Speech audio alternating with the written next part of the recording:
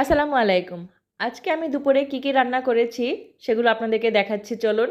এখানে রয়েছে পুঁই শাক, আলু আর চিংড়ি মাছ দিয়ে পুঁই শাক রান্না, আর এখানে রয়েছে বোয়াল মাছ আর বাইলা মাছ রান্না।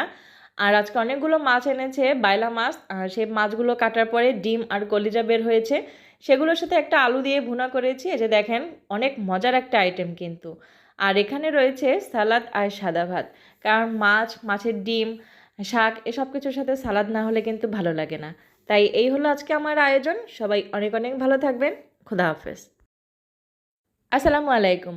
আজকে আমি দুপুরে কি রান্না করেছি সেগুলো আপনাদেরকে দেখাচ্ছি চলুন। এখানে রয়েছে পুঁই শাক, আলু আর চিংড়ি মাছ দিয়ে পুঁই শাক রান্না, আর এখানে রয়েছে বোয়াল মাছ আর বাইলা মাছ রান্না। আর আজকে অনেকগুলো মাছ এনেছে বাইলা মাছ, আর সেই মাছগুলো কাটার পরে ডিম আর কলিজা বের হয়েছে, সেগুলোর সাথে একটা আলু দিয়ে ভুনা করেছি। এই যে দেখেন, অনেক মজার একটা আইটেম কিন্তু। আর এখানে রয়েছে সালাদ আর সাদা ভাত, কারণ মাছ, মাছের ডিম, শাক এসব কিছুর সাথে সালাদ না হলে কিন্তু ভালো লাগে না।